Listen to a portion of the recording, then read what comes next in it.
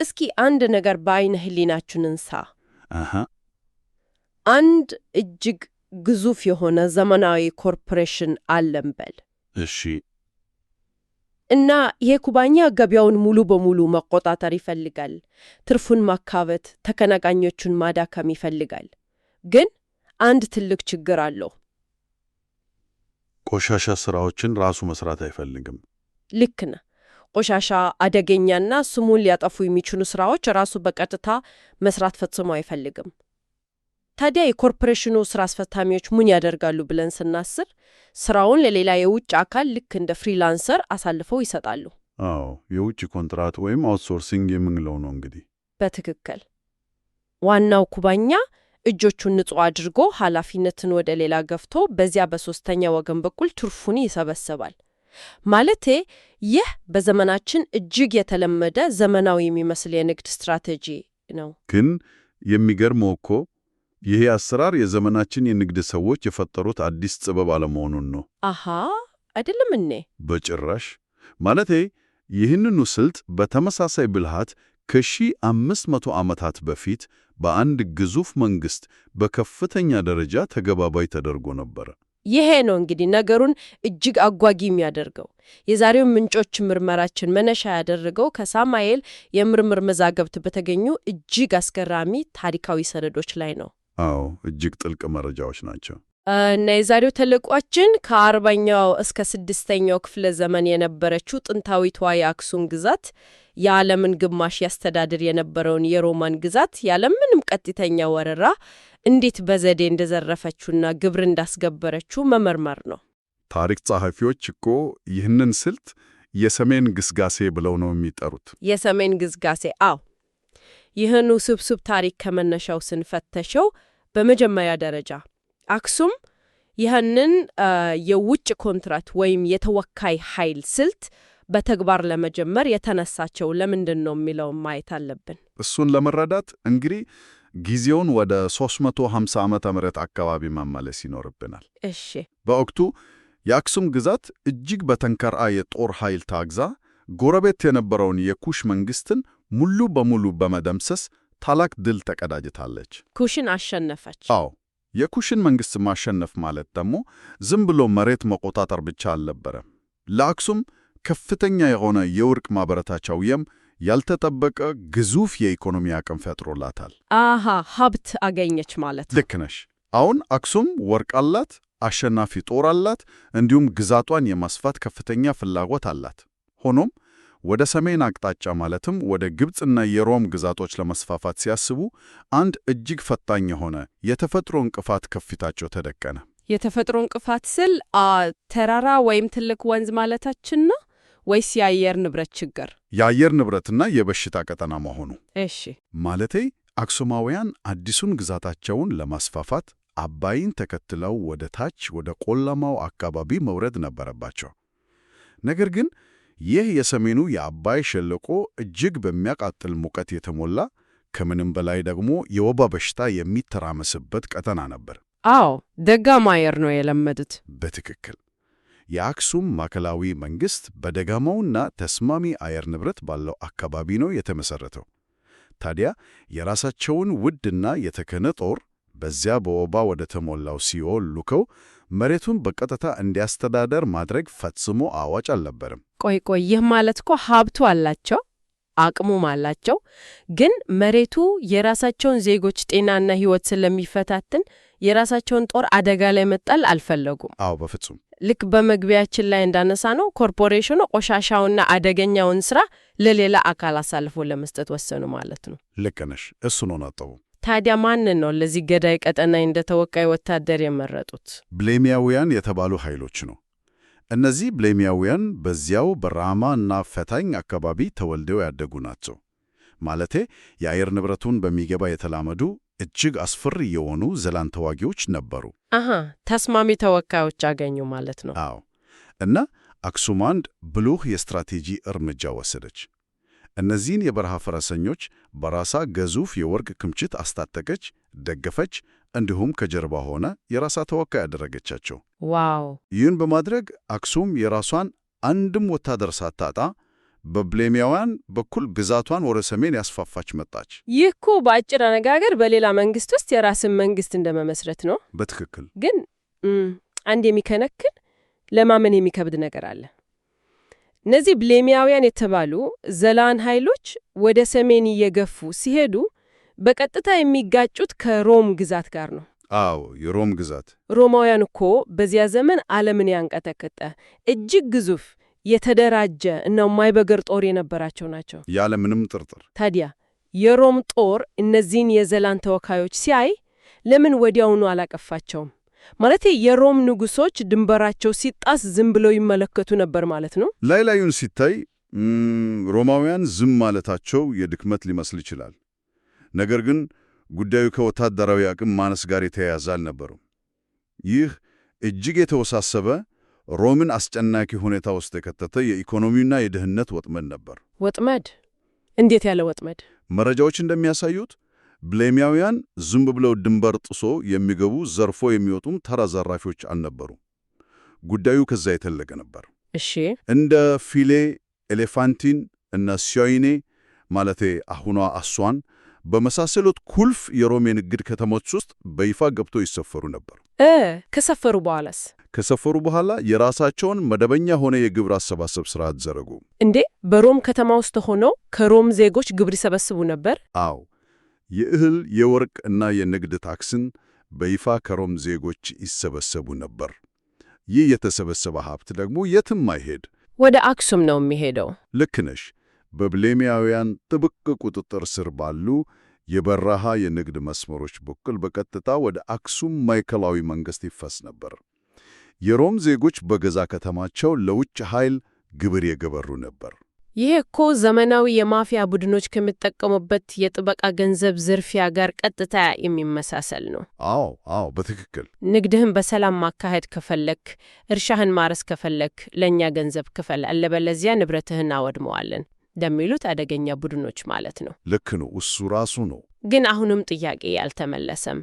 የሮም መንግስት ይህም እያየ የራሱ ዜጎች እየተዘረፉ ለምንድን ነው ወታደር ልኮ እነዚህም ብሌሚያውያን አፈርድሜ ያላበላቸው? እዚህ ላይ ነው እንግዲህ አክሱማውያን የዘረጉት የድርብ ታጋችነት ወጥመድ የሚሰራው። ድርብ ታጋችነት?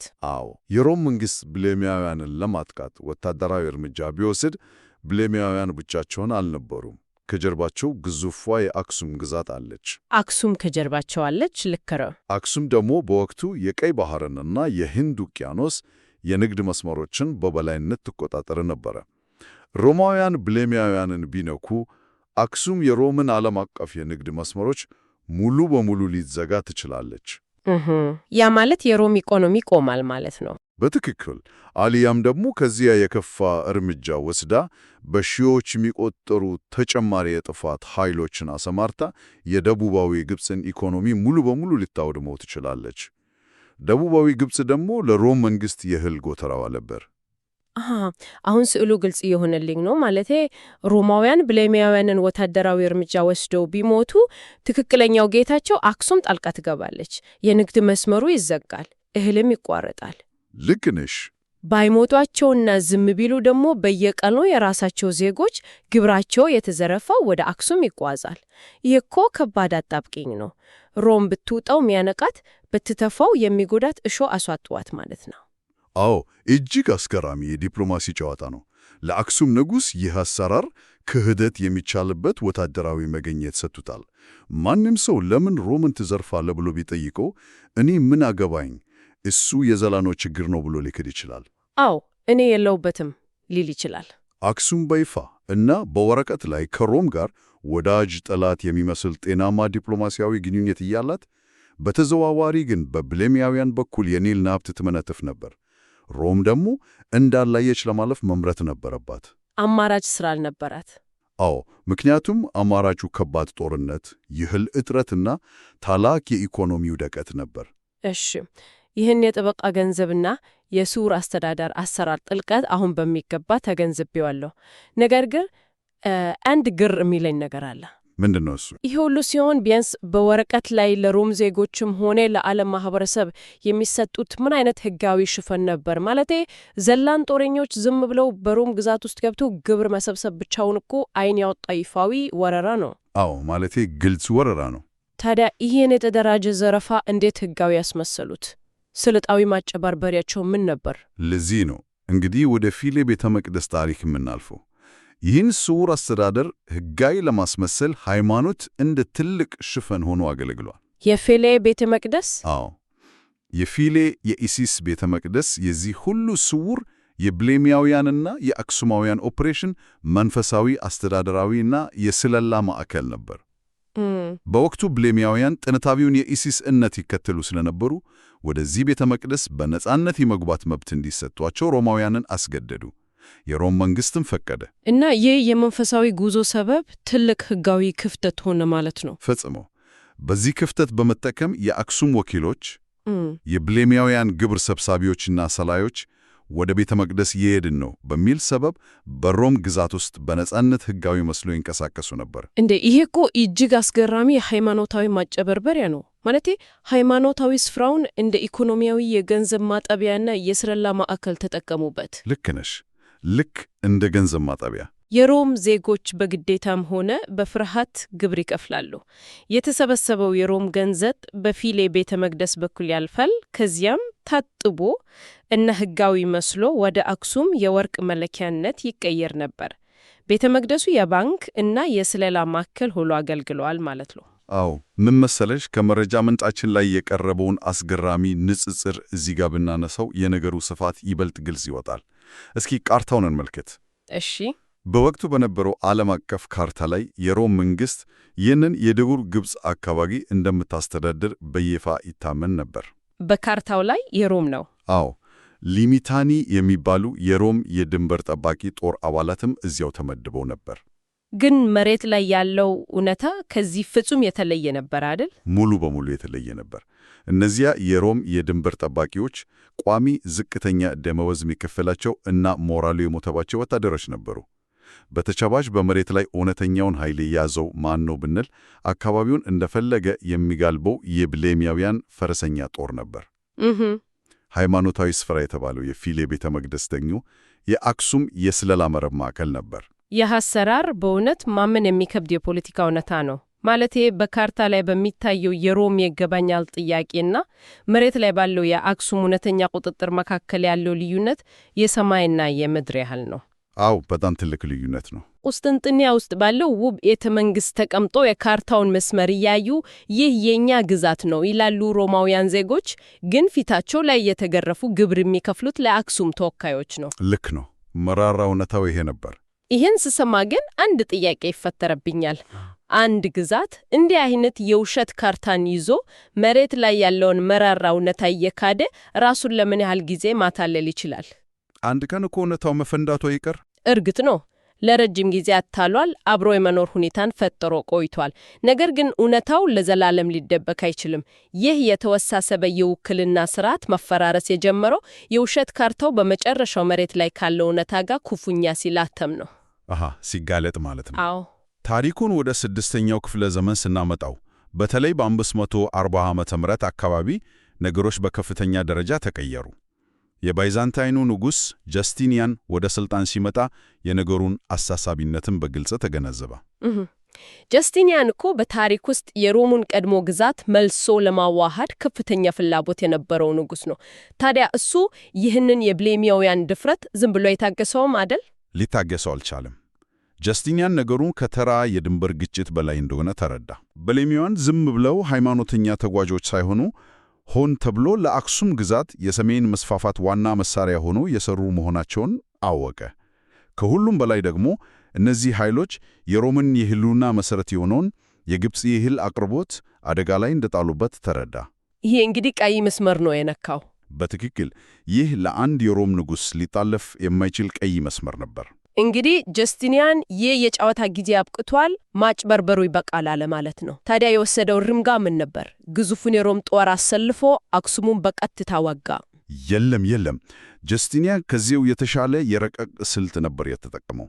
እሱም የራሱን የውክልና ጨዋታ የአክሱምን ስልት በአክሱም ላይ መልሱ ተጫወተው። እንዴት ማለቴ? በመጀመሪያ እርምጃው የክፋቱ ሁሉ ምንጭ የሆነውን የፊሌ ቤተ መቅደስን በኃይል ዘጋው፣ ጣዖታቱንም አወደመ። ይህም ማለት የአክሱሙን የስለላና የሀብት መሻገሪያ ማዕከል አፈረሰው ማለት ነው። አሃ፣ መሰረቱን መታው ማለት ነው። አዎ። ነገር ግን የጦርነቱ ዋና አካል የነበረው በመሬት ላይ የነበረው እርምጃ ነው። ጀስቲኒያን ኖባዳውያን የተባሉ አዲስ ተወካይ ኃይሎችን አገኘ። ቆይ፣ እነዚህ ኖባዳውያን ደግሞ እነማን ናቸው? ኖባዳውያን በዚያው አካባቢ የሚኖሩ ነገር ግን የቡሊሚያውያን የረጅም ጊዜ ታሪካዊ ተቀናቃኝ እና ጠላት የነበሩ ሕዝቦች ናቸው። የጠላት ዋጄ ነው አይነት ነገር። ልክ ነሽ። ጀስቲኒያን እነዚህን ኖባዳውያን በከፍተኛ ወታደራዊ ሥልጠና አነጻቸው፣ በዘመናዊ የሮም የጦር መሣሪያ አስተታከቻቸው፣ እንዲሁም በገንዘብ ደግፎ አሰማራቸው። የኖባዳውያን ንጉሥ ሲልኮ በባይዛንታይን የጦር መሣሪያ ታግዞ ብሊሚያውያንን ክፉኛ አጠቃቸው። ዋው! የራሳቸውን መድኃኒት ቀመሱ ማለት ነው። አዎ፣ መረጃው እንደሚለው ብሊሚያውያንን አደቃቃቸው፣ ማሽ አደረጋቸው። አሃ፣ ይህ እኮ እጅግ አስገራሚ ታሪክ ምጸት ነው። ማለቴ የሮም መንግሥት አክሱም ለዘመናት ስትጠቀምበት የነበረውን የተወካይ ኃይል አሰራር ኮርጆ መልሶ አክሱሙን አሸነፋት። ልክ ነው፣ ኮርጆ አሸነፉ። አክሱም ብሊሚያውያንን እንደተጠቀመችው ሁሉ ሮም ደግሞ ኖባዳውያንን ተጠቀመች። አክሱማውያን በፈጠሩት የውጭ ኮንትራክት ጫውታ በመጨረሻው በሮማውያን የገዛ ሜዳቸው ላይ ተበለጡ። ታዲያ የዚህ ውጊያና የብሊሚያውያን መሸነፍ በአክሱም ኢኮኖሚ ላይ ያመጣው ተጽዕኖ ምን ይመስል ነበር? ተጽዕኖው ለአክሱም እጅግ ከባድና የውድቀት መጀመሪያ ነበር።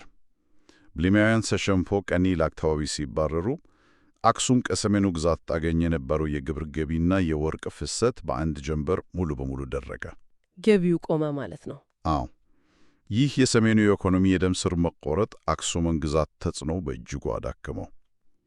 በመጨረሻም አክሱም ከዓለም አቀፉ የንግድ መድረክ እየተገፋች ግዛቷን ወደ መካከለኛውና ወደ ውስጥ ወዳለው ኩብራ ወደ ተባለው ማዕከል እንድታፈገፍግ አስገደዳት። አሳዛኝ ፍጻሜ ነው። አዎ።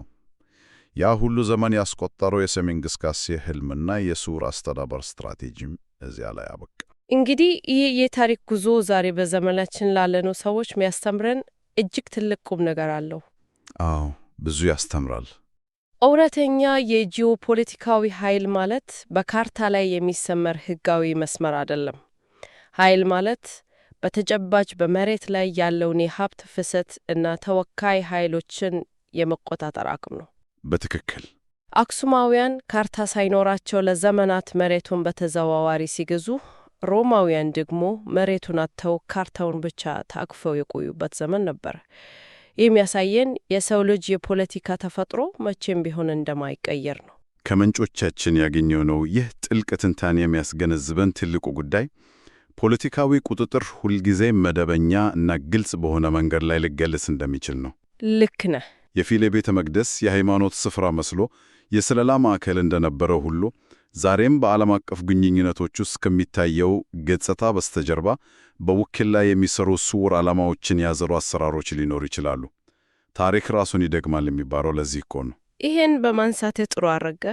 እንግዲህ ይህን አስገራሚ ትንታኔ ስናጠናቀቅ ለሁላችንም ጥልቅ አስተሳሰብን የሚጭር አንድ ቀስቃሽ ጥያቄ ማንሳት እፈልጋለሁ። እሺ። ጥንታዊ ካርታዎች ይህን ያህል አታላይ እና ከእውነታው የራቁ ከነበሩ ዛሬስ በዘመናችን ያሉ የትኞቹ ኦፊሻላዊ የሀገር ድንበሮችና ካርታዎች ናቸው በውስጣቸው ባዶ የሆኑትና በሌላ ስውር ኃይል የሚዘወሩት? እጅግ የሚገርም ጥያቄ ነው። በእውነተኛ በየቀኑ በዜና የምናየው ካርታ መሬት ላይ ያለውን እውነታ ይወክላል ወይስ የዘመናችን ብሌሚያውያን በተለያየ ኮርፖሬትና የውክልና ስሞች ጀርባ ተደብቆ ዓለምን በሱር እያስተዳደሩት ይሆን? ይህ ጉዳይ ሁላችንም ቆም ብለን በጥልቀት እንድናስብበት የሚጋብዝ ነው። በእርግጥም በጣም አሳሳቢ ሐሳብ ነው።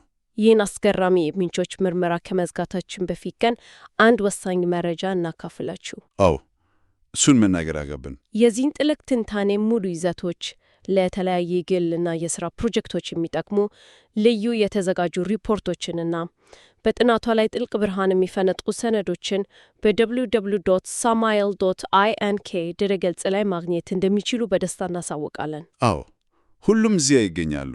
በተጨማሪም ይህ ዝግጅት በስፖቲፋይ፣ አፕል ፖድካስት፣ አማዞን ሚውዚክ፣ ካስትሮ፣ ፖድቢን፣ ኦዲብል እና በሌሎችም ታዋቂ መተግበሪያዎች ላይ ይገኛል። ሁልጊዜም እውቀትን የፈለጉ መረጃን ያካፈሉ። ከእኛ ጋር ይህን የእውቀት አሰሳ ስላደረጋችሁ እናመሰግናለን። ደህና ቆዩ።